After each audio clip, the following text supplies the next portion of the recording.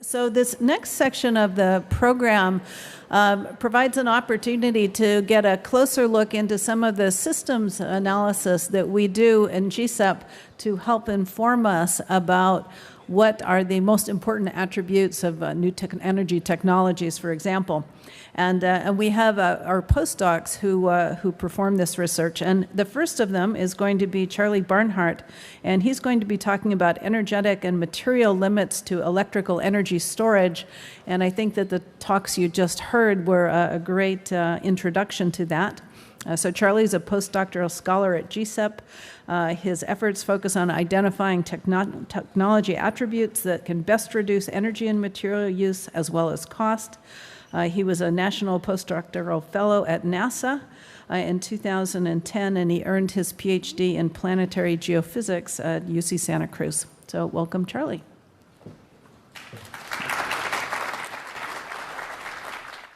It's been a real privilege to work at GCEP. It's been a very enriching experience. And so this afternoon I will share some of the research I've been doing on material and energy limits to electrical energy storage.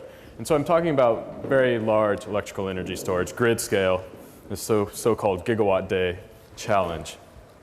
And grid scale electrical energy storage will become increasingly more important as our penetration of renewable resources increases in the electrical supply mix.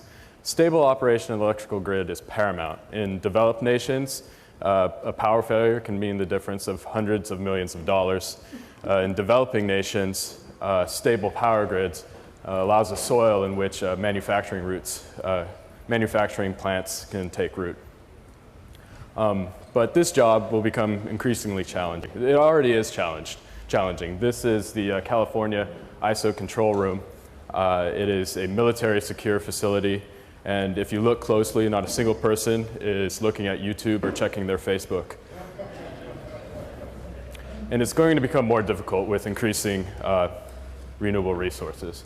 So this is a pretty popular plot, and it's popular because it's visceral. This is my own casting of it.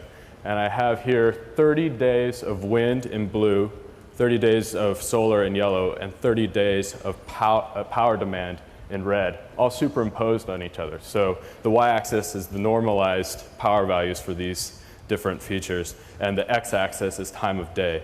And as you can see, the wind does not correlate with power demand, and solar energy is only available when the sun is shining. And so as these resources increase on the grid will need to come up with so-called grid firming services to balance out their intermittency. There are a couple technologies that exist today and that are used today. Mainly, we use hydroelectric electricity generation to firm these resources or any grid transients. And then natural gas firming is another technology used today. In the future, we may use so-called demand-side management and load balancing, and also electrical energy storage. Electrical energy storage presents an elegant solution because we're able to store energy when it's not needed and then provide it when it's actually needed. So it leads to better resource utilization, better capacity factors. All right, so how much energy storage might we need in the future? Estimates range the entire gamut. Some people say we don't need it at all. Other people say we may need 3 days. A few sophisticated studies have come out recently out of the National Renewable Energy Laboratory and from Paul Denholm in 2011 and 2012. They estimate that we may need 4 to 12 hours of storage. Now, these units aren't energy units, they're time units. And so what they mean is 4 to 12 hours of average power delivery. So this corresponds at global scale, if we take the average power demand by the entire globe, to 8.4 to 25.3 terawatt hours of energy. And so with this envelope, I can begin to navigate this question of, will there be material and energetic limits if we were to build out this much storage in some future scenario with a grid that's heavily dependent on renewable resources? The storage technologies that I included in this analysis are ones that exist today. They've been demonstrated commercially. And they also were selected based on their potential economic viability. I really wish I could include the two storage technologies I saw in the last two talks, because they somehow divined the punchline of this talk, and that they've realized what we need to focus on for grid scale energy storage. And so the technologies include 3 electrochemical batteries, 2 flow battery technologies, and 2 geologic storage technologies. All right, so beginning with material limits to energy storage. We can take a naive first step and ask how much elements that are critical to storage technologies are available to society. So how much elements are available within the lithosphere. So this plot shows on the y-axis lithospheric abundance of storage critical elements versus their annual production in tons and their price in US dollars per kilogram. As one might expect, as an element becomes more rare, less of it's produced, and the more expensive it becomes. We can take this analysis a step further by using a tool that's been developed over the last decade, the so-called energy storage potential. This is a theoretical calculation, and so it considers the theoretical energy density of an electrical chemical couple, the production of the limiting molecule or element within that couple, and this is divided by the mass fraction of that limiting element. The production value that I'll consider here is the annual production worldwide of storage critical elements. This is a busy plot, so I'll step through it slowly. On the y-axis is this energy storage potential value. For reference, here's the present day energy storage capacity. It's about 100 gigawatt hours. And the average world daily electrical demand is 50.6 terawatt hours. Here's that 4 to 12 hour storage capacity goal. And let's look at just the annual production of elements averaged over the last 6 years or so. And so this is the energy storage potential if we took all of a particular element, mined it, and delivered it and built batteries out of it. So if we took all of the lead that's mined over the course of the entire year, built batteries out of it, we'd be able to store 1 terawatt hour of energy. Right away, we can see that some elements are much more challenged than others. Some technologies are more challenged than others.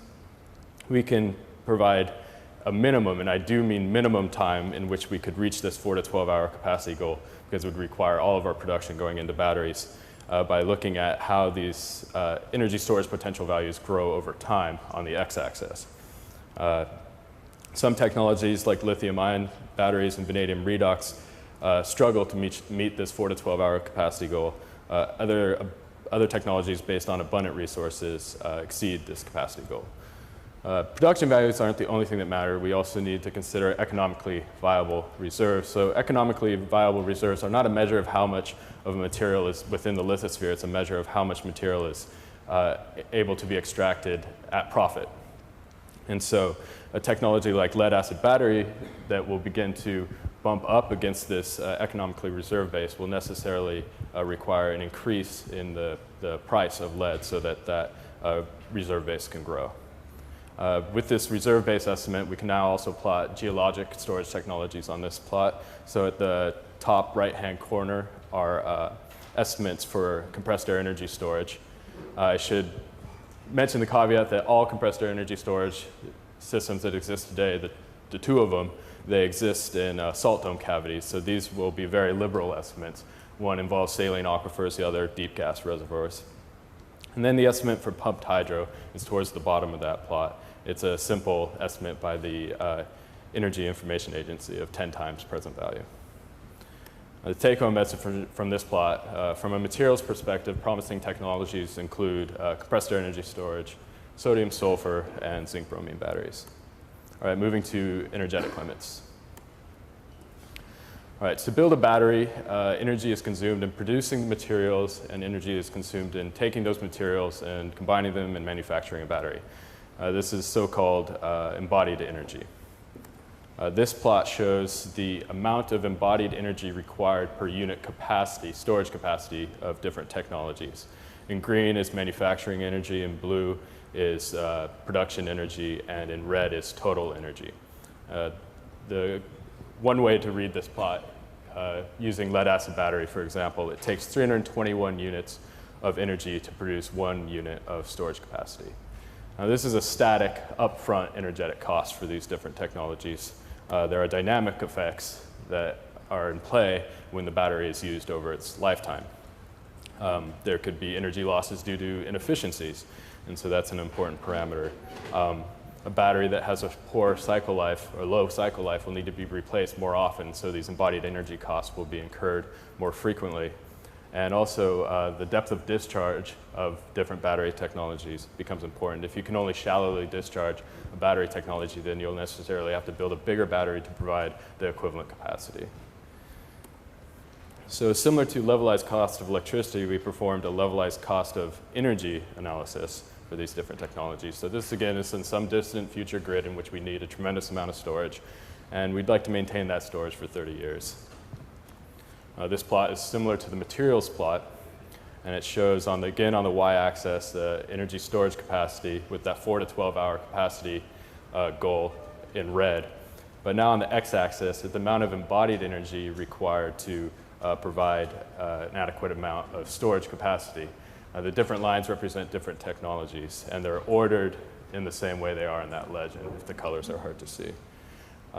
You can see right away that geologic storage technologies require an order of magnitude or less embodied energy than the electrochemical technologies.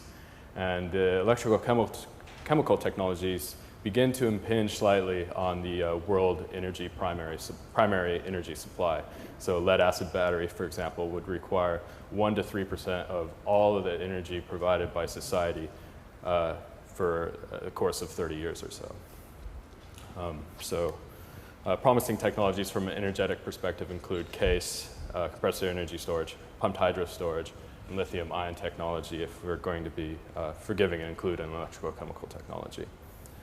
So at GCEP, we try to identify ways to improve technologies such that they can alleviate the energy and climate problems facing society. So to this end, we developed a new metric that includes several of the different parameters within storage technologies.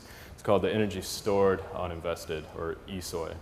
And it has parallels, obviously, with the energy returned on invested. So this is the total amount of energy stored over the entire lifetime of a device, divided by the amount of energy that went into building that device. Using this metric, it puts all the different technologies on a more even playing field, because we do not need to use a levelization period. And we can see right away that, again, geologic storage technologies are much more favorable. I find it quite sobering to realize that a lead acid battery only stores twice as much energy over its entire lifetime as went into building that technology. Now, obviously, it's a high-value technology. We want to start our car in the morning, but still, from an energetic perspective, it's pretty egregious. All right, so using this energy storage on investment parameter, we can do some sensitivity analysis and explore which parameters we should focus research and development on to increase the amount of, to minimize the amount of energy these technologies use. And so here we can see that efficiency varies by a factor of about 1/3. The embodied energy, or E-gate, varies by about a factor of 5 between different technologies, but cycle life varies by over 2 orders of magnitude. So clearly we can maximize this ESOI value by focusing on improving cycle life. And I was very happy to see that the last two talks, Scott Barnett's and Yi Shui's talk, really focused on improving cycle life. They divined my results. So in conclusion, we should focus on using earth-abundant materials, compressor energy storage, sodium sulfur batteries, zinc bromine. These are promising technologies from a materials perspective. From an energetic perspective, again, it's the geologic storage technologies. That is, unless we can increase the cycle life of electrical chemical technologies. And so for that reason, we should focus R&D on improving cycle life, and secondarily focus it on improving or reducing the energy costs of embodied energy. And so finally, through this analysis, I don't believe that storage is limited in any real sense of the word. I think that it could easily play a dominant portion of firming the electrical power grid, but it would probably play best in concert with other grid firming resources like natural gas firming and demand side management. Thank you for your time. I'm happy to answer any questions.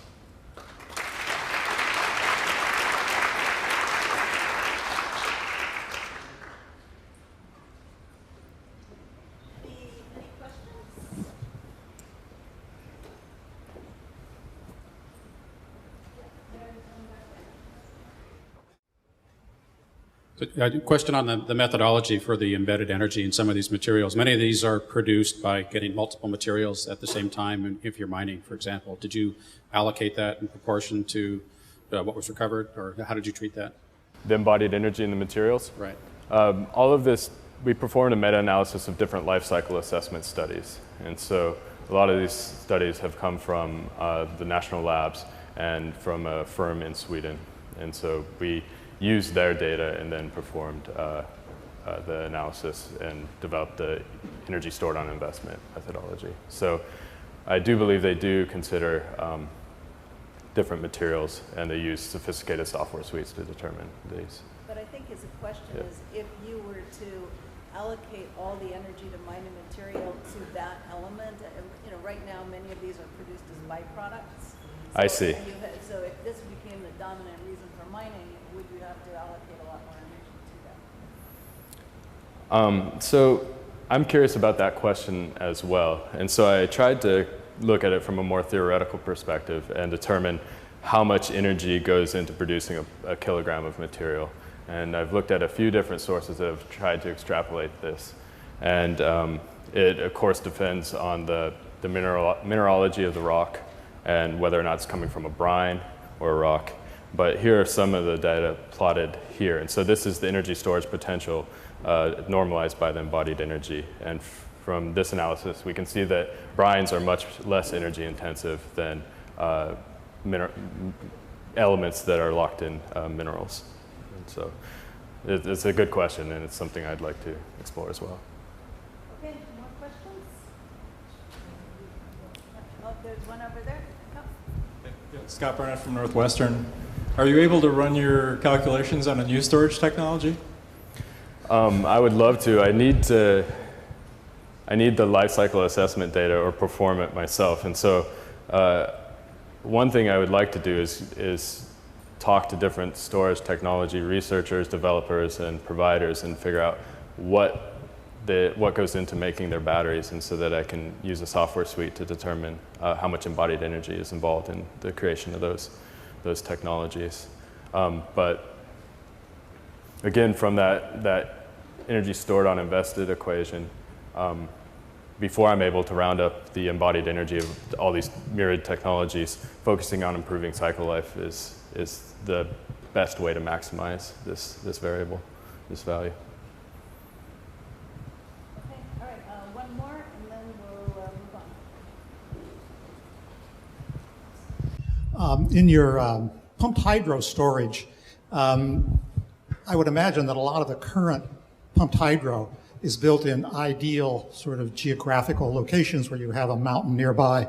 You need 100 meters or something to get a reasonable energy density. In your cost analysis of pumped hydro, if you go to someplace like Kansas, you're going to have to pile up a lot of dirt, which raises the cost. Right. Is that included in any way? No, this is not included at all. We assume, well, all pumped hydro facilities are built in ideal locations. That's why they were built there. And the life cycle assessment data is acquired from those facilities. Because they have such better energy performance, one thing that I could do is consider the energetic cost of transmission from an ideal site to a load center where it's actually needed.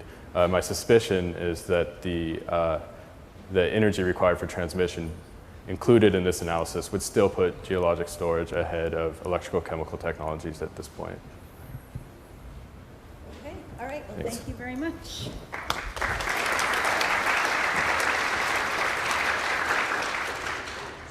Okay, so the next speaker is going to be Michael Dale, and he's going to be talking about the energy balance of the photovoltaic industry, and again asking those questions about embodied energy and to what extent it poses a constraint on the growth of development of renewable energy technologies. Again, he's a postdoc at GSEP. He studies energy requirement for energy production technologies. He got his PhD in mechanical engineering at the University of Canterbury in New Zealand. So welcome, Mick.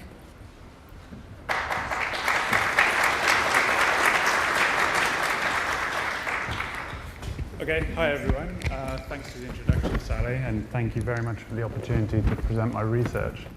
If we just go back to the title slide.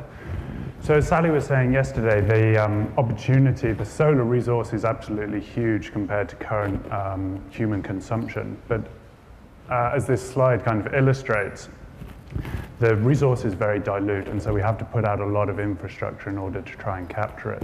And so this analysis tries to get to the roots of that, like what are the costs of that? And we're going to use this net energy perspective in order to work that out. So here's just a quick outline of my talk. I'm going to give you a background for the PV industry, and then I'm going to talk of some of the energy inputs to the PV manufacturing, then talk about this dynamic net energy analysis, the method that I use to do the analysis, and talk about my results, and then give you some conclusions. Okay, so PV industry. We're often presented with slides like this of the PV industry growing rapidly, and here we've broken out the global installed capacity by each of the different technologies. This is between 2000 and 2010. And the first thing to note is that it's growing rapidly. So over that 10-year period, it averaged kind of 40% growth per year. The next thing to note is that the major player, 90% of the market, is currently crystalline silicon. And we'll explore a little bit more what implications that has. Another thing to notice is that currently around about half of PV is manufactured in China, and then it's currently mainly shipped and installed in the EU, and we'll talk a little bit about the greenhouse gas implications of that as well. As I said, most of the PV manufacturing is currently silicon, and in order to manufacture silicon, first we have to purify it, and it's done in places like this. It's been compared to being in the bowels of hell. Basically, you have to melt rock, melt this silicon, take it up to 2,000 degrees and hold it there while the impurities kind of settle out. And that's just the first stage in the process. Once you've got the silicon, you then have to remelt it. You then have to remelt it in order to form the crystalline structures. You then have to chop it up into these thin wafers, then apply coatings and contacts in order to form the solar cell. Then have to gather these cells together and put them together with the frame and the glass encapsulation, and then put them together into this into the system with all of the balance of system components, the support structures, the wiring, the grid connection, all of this kind of thing. Now, if we look at a breakdown of the financial costs across this production chain, we can see that a third of the cost is in this final stage in just building out the system. Once you've got the modules, you're putting them into the system, so all of the balance of system components and permitting and that kind of thing. If we look instead at the energy costs, we can see that only 13% of the energy cost is in that final stage, and over half of the cost is just getting us to the ingot itself. So, as it says there, the financial costs are not equivalent to the energy costs, and a kind of proviso of that is if we're going after financial cost reductions, we might not be reducing the energy cost of producing these things. So in a similar way to Charlie, I did a meta-analysis of life cycle assessment to look at the energy costs of producing these systems, and this is a metric called the cumulative energy demand. And the first thing to notice, so it's split out by the different PV technologies. The first thing to notice is that in general, thin film technologies are slightly less energy costly to produce. So that's going to, so at the moment we're presently installing 90% of this crystalline silicon, so this has a higher energy cost. The second thing to notice is that these assessments were done, I don't know if you can read this, but between 1990 and 2010. So this is like a 2-decade time span. And you'd hope that over that sort of time period, we're getting better at learning how to produce these cells. So in order to capture this kind of idea, we borrowed the idea of the learning curve from the financial guys. And so here we're plotting this cumulative energy demand on the vertical axis in a log plot. But this time, instead of plotting against the year, we're plotting against cumulative production. So this is kind of a metric or a proxy for experience. And what we can see is that as we're producing more of each of these panels, and we've got 4 of the different technologies here, we're actually getting better at producing these systems, and learning is actually reducing the cost of producing these systems. Okay, so I'm going to change tack slightly now and talk about dynamic net energy analysis. So here we can see the inputs in and outputs from these PV systems. So in blue, at first we have to construct the system, and then once it's constructed, it starts producing electricity or producing this energy output, which is in yellow. And for this particular case, I'm going to assume that all of the inputs are up front. So the only energy cost is in producing the PV system. And then once it's produced, then you're just producing energy from it. And if we look at an industry composed of this, where we've got this 2-year life energy payback time. So once you produce the system, it starts producing energy. And after 2 years, you've produced enough to pay back the initial upfront cost. If we imagine an industry composed of these systems, and it's growing at 100%, in the first year, we build one system. It then starts producing energy, but we build out 2 systems, and so on and so forth. We can see that this industry is pretty quickly going into deficit. It's consuming more energy in installing these systems than is being produced in each year. Obviously, this kind of exponential growth can't continue forever. So if we take a step back, we can see that as the growth rate slows, this gross output, which is kind of asymptotically going up to this limit up here, as the growth rate slows, this net output, which is this dashed line, goes through some minimum level. And at some point, we'll cross back over and we'll have a positive net energy production by this industry. And we call this year the break-even year. Up until that point, energy is having to be put into the system, and this is this energy subsidy. After a certain amount of time of positive net energy production, enough energy will have been produced to have paid back that energy subsidy, and we call that the payback year. Now we can recast this in a slightly different light by using this plot here. So now on this, we've got the growth rate on the vertical axis, and this is in % per year. And we've got on the horizontal axis the cumulative energy demand, so how costly this technology is to produce. So we can see that if we've got a high energy cost, cumulative energy demand, and a high growth rate, we're going to be well into this energy deficit region. Whereas if we've got a low energy cost and a low growth rate, we're going to be well into this energy surplus region. Okay, so what happens when we apply this to the PV industry? We can see here, this is the trajectory for single crystalline silicon. We can see that between the year 2000 and 2010, we can see in the year 2000, this technology was just about at this break-even level. It was producing just about as much energy as it was consuming. Then by 2002, the installed capacity had grown, but some learning had occurred to reduce the cumulative energy demand, so they were less costly to produce. But because the growth rate had increased so much, it went further into this energy deficit region. And this continued right out to 2010. A similar pattern emerges for each of the different technologies as well. We can see that all of them, well, most of them start in or around the break-even threshold and go into this energy deficit region. That is except ribbon PV, which has kind of fallen out of favor for some reason, not quite sure why. The other thing to note is that the thin film technologies, CAD-TEL in particular, has the lowest of the cumulative energy demand, but because it's growing at such a rapid rate, around about 160% per year, or was in 2010, then it's still well within this energy deficit region.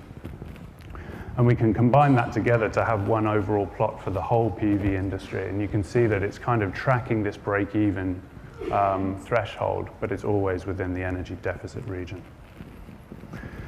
So if we take this information and we then projected it forwards to see at what point the PV industry as a whole would break even, but we also did a sensitivity analysis across all of the different parameters.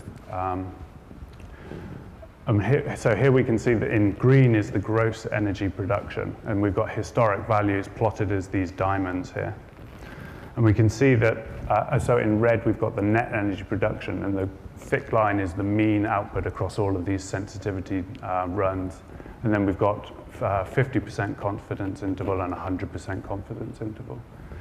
And we can see that the PV industry broke even or will break even sometime between 2006 and 2014. Okay, so let's look at some of the conclusions. So the PV industry is now likely to be a 50%, with 50% confidence, is likely to be a net electricity producer. And will almost certainly become a net power provider by 2015. And the industry will have paid back this energy that's consumed in its early growth by 2018. So there's this kind of 3-year lag between being a net provider on an annual basis and then paying back this energy subsidy. And I talked about building panels in China and then shipping them over to the EU to offset energy there, or offset electricity there. If you think in China we're using coal energy to produce these panels, and in the EU the emissions factor is much lower. So you can kind of imagine this worst case scenario, which is what we have here, whereby we imagine if all of the modules were produced in China and then all of them were shipped over to the EU to offset electricity there. And even in that worst case scenario, the greenhouse gas emissions balance, we became started offsetting more greenhouse gas emissions than we were producing 3 years later than the electricity break-even point. Okay, so some implications from all this. As I said, not all financial cost reductions lead to reductions in embodied energy, so economic analysis should be supplemented with energy analysis. And then the next two are kind of obvious. PV systems with lower energy costs provide more net energy. These systems should also cost less money and produce lower greenhouse gas emissions. So I said that we're likely to be, or the PV industry is likely to be a net electricity producer at the moment, and it's probably consuming around about 90% of its own production. But this doesn't mean that the job is done. We can't run an energy system on, well, it's no good to us that the whole energy system will consume 90% of its own energy. And if we kind of extrapolate this out, then by 2025, at current growth rates, the PV industry would be consuming around about 2,900 terawatt hours per year. Whereas if we continue to try and drive learning down this learning curve, then by 2025 it would be around 300 terawatt hours per year, or around about 8% of gross output. So we need to keep pushing on these technology developments. And so towards this end, we think that reducing the energy costs of PV system deployment, production should be an explicit goal of technology deployment. And this applies not just to PV systems, but to all technologies as well. So with that, I'd like to make my thanks to GCEP for funding this research, and thanks to all these people for giving me guidance along the way. And thank you to you for listening.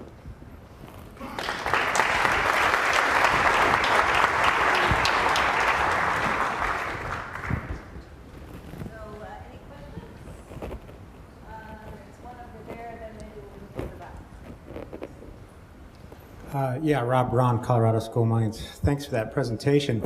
I was curious, when you do these analyses, if the quality of the energy employed is a part of it. So clearly electrical energy is higher grade versus low temperature thermal, which could then affect the analyses. So more of an exergy basis versus an energy basis. So if I have 1,000,000 kilograms per hour of low temperature water involved in the process, it has an energy value. But it's not the same as using high-grade electrical energy. Yeah, so most of the inputs into PV manufacturing are in the form of electricity, around about 90%. And I assumed that the 100% of the inputs were in the form of electricity. So I was kind of aware of that, yeah. Okay, we got another one, I think, in the back.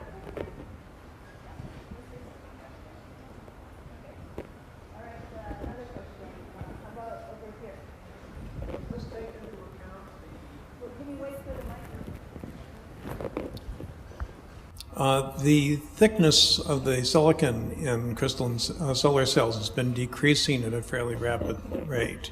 Does that carry through in this analysis?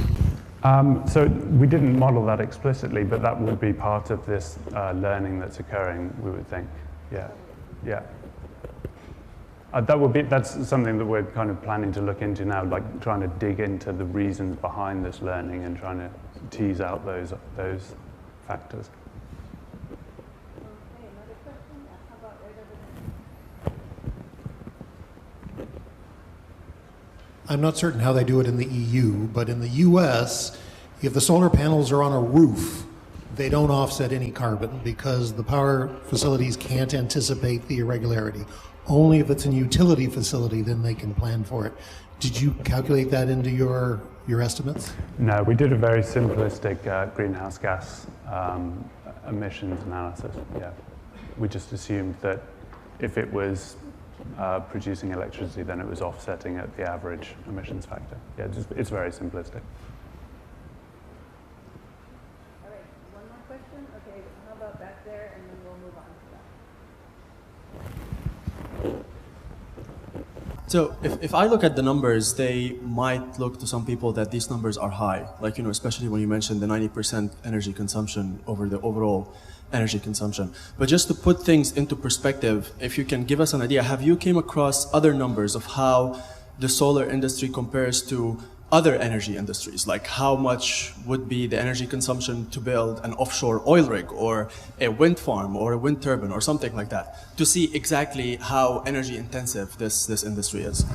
Okay, so what you find is that for wind, it's on a per capacity basis, it's kind of comparable. So they were all around about 2 kilowatt hours per watt of capacity. But you get a much higher capacity factor, so around about double or perhaps even 3 times as much. So on a per kilowatt hour basis, it's much lower. Does that make sense? What about fossil For wind. energy? Fossil energy, it's a little bit harder to compare, but you can think that for the energy sector as a whole, you want the consumption of the energy sector. We can kind of do a proxy measure by looking at how much money we spend on energy. And it seems to be that once that spending gets above 10% of GDP, then we start to see problems within the economy. So you can imagine that the energy sector as a whole wants to be consuming less than 10% of its total energy projection. Okay, all right, well, thank you very much.